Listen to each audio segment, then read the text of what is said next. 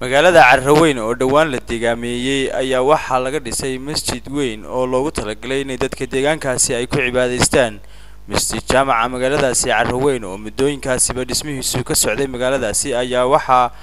ka hadlay culimada iyo waxgaradka deegaanka Carraweyn si looga qayb qaato dhismaha masjidkaasi oo muddo ka socday halkaasi. sidoo kale waxaa booqday waxgarad ka soo jeeda magaalada Buuhoodle iyo culimada magaalada uguna baaqay ummadda islaamka inay ka qayb qaataan dhamaystirka masjidkaasi magaalada Carraweyn. muslimiinta waxaan leenahay ka soo faa'iideysta waxaan leenahay guryaheena aakhira aan ka dhisno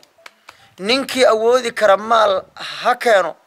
ninkii awoodi kara cod oo nin maal la gaarsiin kara ha gaarsiiyo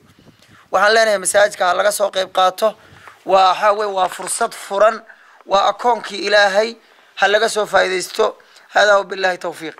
هذا فافهي باهين دا كشرتا أما علماء عطسون يسوع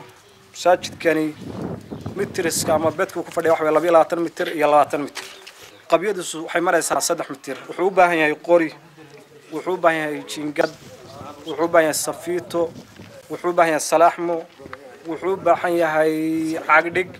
وحوبها هي قلب كيو شغل دمان أقبكيسي كو شميتدا u baahan waa 600 kiish labo qoriga lacagteedana waxa weeyaan $600 qoriga uu qaadanaya waa $400 midho $12 lagu dhuftay waa $4400 safiitadu waa 100 xabo oo $12 dhufto waa $1200 jiingadu waa $500 xabo oo $8 lagu dhuftay waa $4000 wastaadada gacanta ka shaqeynaya ama sida loo yaqaan fundiga و350 يون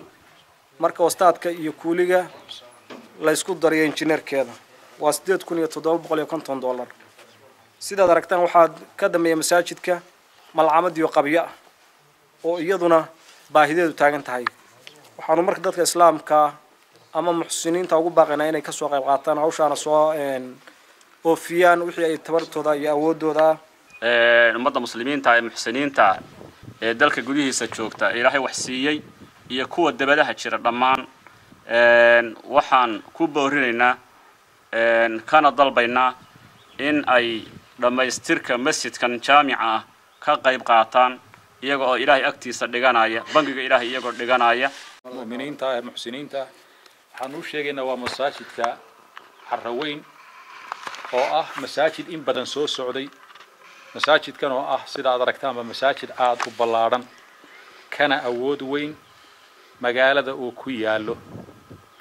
وحن أقول باغينا ديوغا إسلام كاه محسنين تاه وناقة شعل إن أي نقال قيب قاتان يضو أنه وحتر كليا لهين أننا قرنا صوت رأيانو لنا هي نفتي نيدنا وحكر الصدا وحيابها إلى هاي بحين أيوه نقال قيب قاتا أنا عطسرنا أنا وكهذا يمقع أضياشة يعاقلة يجرادية يشيخية وهان عطسرنا يدد كدجان كل شيء يدد كالإسلام كا يدد كله وناك سنة هذا الشوقة يعني مسجد كان كعوان كجستان هي مسألة الإسلام كود الملك استباهات وميل أن مسجد هرالها هنا حد الأساسي ساد دريم يسان الصلاة هربان تشوقنا ماشي أنا كنت كنا نعنا وبعض وحنقول باقينا ولا لهم مسلمين تا ميل كستي تشوقان بلنتين waxay ahayd u kaalmeynta diinta islaamka baynu ku ballanay shir kasta oo dadka muslimiinta ah Soomaaliyeed isugu yimaadaan waxaynu ku ballanay u gargaarka diinta Xamse Xasan Geelle Kalsan TV magaalada Buuhoodle